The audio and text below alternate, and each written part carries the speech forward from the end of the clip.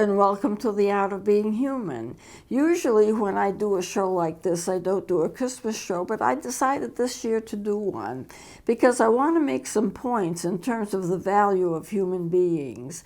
You know, when I do a show, I look up all my research and we talk about the different stages of development of the human being, both pre-born and born, and we go on from that and we talk about the different problems that people have in those stages of development, and we talk also about the things that happen to people in addition to that, the drug abuse, the bullying, the chronic illnesses, all of the things that we discuss, and we discuss all of it as part of the human condition.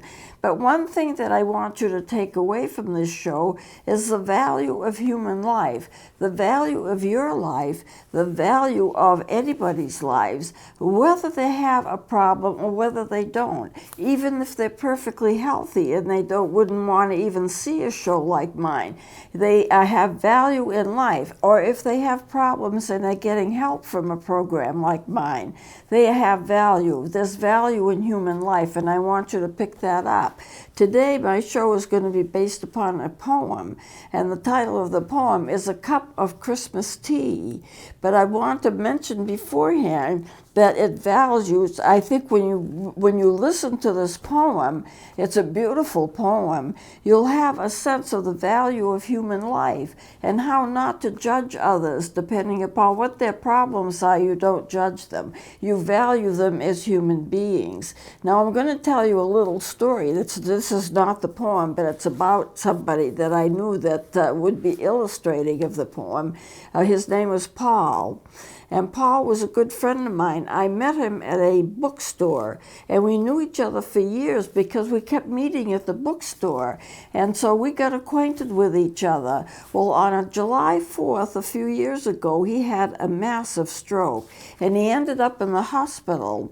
And where I was living was very close to the hospital, so I used to go up quite frequently to see Paul. And I went up once, and he was crying, and he couldn't stop crying. And I said, "What's the matter, Paul? Why are you crying?" Now, stroke patients tend to cry more frequently anyway, so that is one of the symptoms. But I knew what his problem was.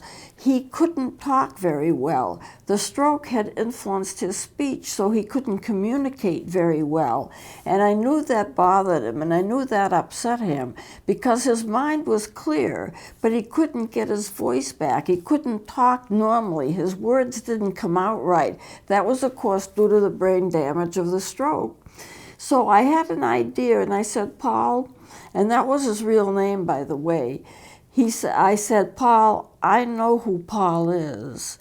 Don't judge yourself by your symptoms. You are not your symptoms. You are experiencing symptoms, but you are not your symptoms. So therefore, don't judge yourself as being your symptoms. Don't make the mistake of thinking you are what your symptoms are.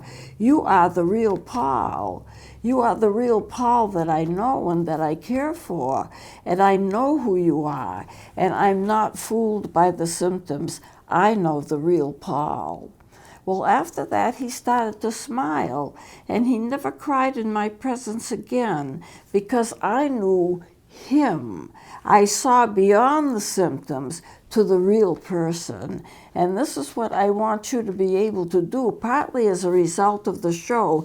Yes, we go into symptoms, we have to. Yes, we go into the problems that people have, we have to, otherwise the show wouldn't be what it is. However, what I want you to be able to do when you look at people and when you see people, I want you to be able to see beyond the symptoms to the real person and value human life, whether the person has problems or not, whether they're ill, whether they have chronic illnesses, whether they are temporarily ill, whether they're injured, whether they've broken their back in a car accident, so now they're paralyzed, whatever it is that the person is struggling with, they are a human person of worth. You are a human person of worth. Babies are human beings with their own bodies, and they are persons of worth as well. So that's what I want you to take away from the show, and I think it's best illustrated by this poem. So it'll be a shorter show today, but I want this poem to be read. I love this poem. It's called A Cup of Christmas Tea, and it is by Tom Hegg, H-E-G-G. Now, I want to set a scenario for you. The scenario is, here's a man who's a professional person. He's grown up, he's gone to college, he's successful. He is asked to see his great aunt who's had a stroke. And it's Christmas time, and it's snowy out. It's in the northern part of the country, and his parents and his great aunt both want him to visit the great aunt. He does not want to do it. The reason he does not want to do it is that she has had a stroke. Her body isn't as good. She has to wear a brace. She has to have crutches to walk, and he's afraid of seeing her. He's afraid of seeing a person that he cared for so much because they were very close fail. It was a problem to him to see his loved one fail like that. It would put him in distress, and this was the Christmas season, and he was afraid of that. And I think also, although the poem does not mention that, I'm going to take it a step further. Maybe a person would also be afraid that at her age, and she was elderly, that the same thing would happen to them, that they would have a stroke, they would have a heart attack, they would fail. And so there's two losses here. There's a loss of the person who has had a heart event or has had a stroke or some other illness, and there's a loss of the person fearing that they're going to have it too. So in a sense, you can say there's two losses here. Well, let me go on and let me read this poem to you. And the show is just basically going to be based upon this poem. A cup of Christmas tea. It is now Christmas time in this poem. The log was in the fireplace, all spiced and set to burn. At last, the yearly Christmas race was in the clubhouse turn. The cards were in the mail, all the gifts beneath the tree, and 30 days reprieve till Visa could catch up with me. And though smug satisfaction seemed the order of the day, something still was nagging me and would not go away. A week before, I got a letter from my old great aunt. It read, "Of course I'll understand completely if you can't, but if you find you have some time, how wonderful if we could have a little chat and share a cup of Christmas tea." She'd had a mild stroke that year, which crippled her left side. Though housebound now, my folks had said it hadn't hurt her mind. They said she'd love to see you. What a nice thing it would be for you to go and maybe have a cup of Christmas tea. But boy, I didn't want to go. Oh, what a bitter pill. To see an old relation and how far she'd gone downhill. I remembered her as vigorous, as funny, and as bright. I remember Christmas Eves when she regaled us half the night. I didn't want to risk all that. I did not want the pain. I didn't need to be depressed. I didn't need the strain. And what about my brother? Why not him? She's his aunt, too. I thought I had it justified. But then, before I knew, the reasons not to go were so painstakingly had built, were cracking wide and crumbling in an acid rain of guilt. I put on boots and gloves and cap, shame stinging every pore, and armed with squeegee, sand, and map, I went out my front door. I had that disembodied feeling as the car pulled up and stopped beside the wooden house that held the Christmas cup. Now I got to her door. I don't really know how. I watched my hand rise up and press the button of the bell. I waited. I aided by my nervous rocking to and fro, and just as I was thinking I should turn around and go, I heard the rattle of the china in the hutch against the wall. The triple beat of 2 feet and a crutch came down the hall. The clicking of the door latch and the sliding of the bolt and a little swollen struggle popped it open with a jolt. She stood there, pale and tiny, looking fragile as an egg. I forced myself from staring at the brace that held her leg, and though her thick bifocals seemed to crack and spread her eyes, their milky and refracted depths lit up with young surprise. Come in, she laughed the words. She took me by the hand, and all my fears dissolved away as if by her command. We went inside, and then before I knew how to react, before my eyes and ears and nose was Christmas past, alive, intact. The scent of candied oranges, of cinnamon and pine, the antique wooden soldiers in their military line, the porcelain nativity I'd always loved so much, the Dresden and the crystal I'd been told I mustn't touch. My spirit fairly bolted like a child out of class and danced among the ornaments of calico and glass. Like magic, I was 6 again, deep in a Christmas spell, steep in the million memories the boy inside knew well.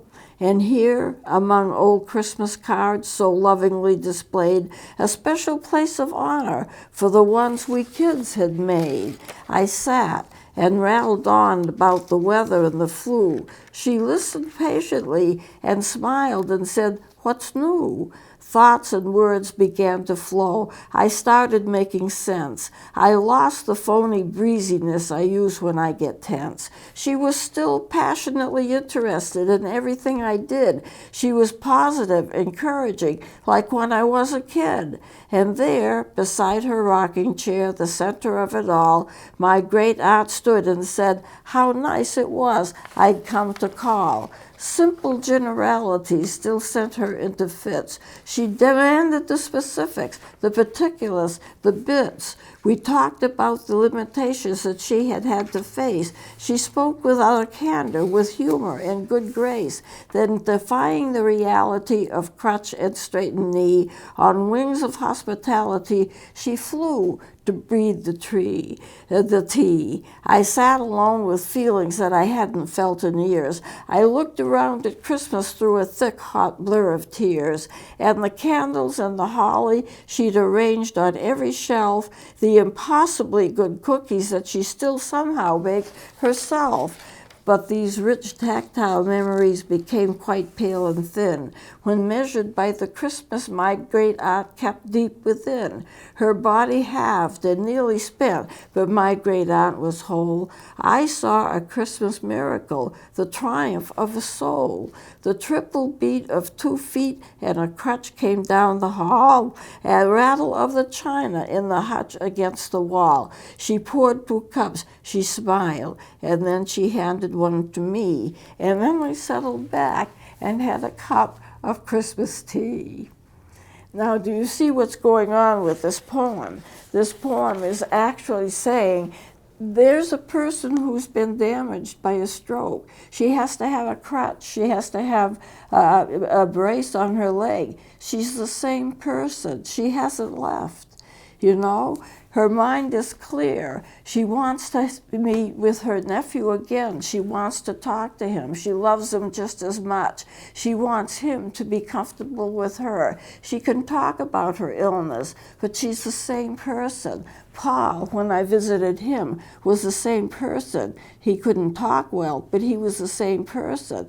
So what I hope you take with this, in this Christmas time that we're in, and especially in the pandemic, is that people are people, and they're people of worth, and they're people that we need to know, and they're people that we need to care for. They haven't lost anything. They're still the souls. They still have souls. And this poem talks about the triumph of her soul. Well, it's a triumph of his soul, not his soul as well, because he no longer was afraid of seeing the aunt as disabled. He didn't see her as disabled anymore. I saw Paul as a whole person because I knew Paul as a whole person. He was able to do the same with his aunt. So the message this Christmas season is value human life. We have a pandemic and we're losing a lot of people. Value human life. It's important, and your human life is important as well. So I'm going to close it here. It's a short class, but I think the poem is worth reading, and we will see you next time. Please join me then.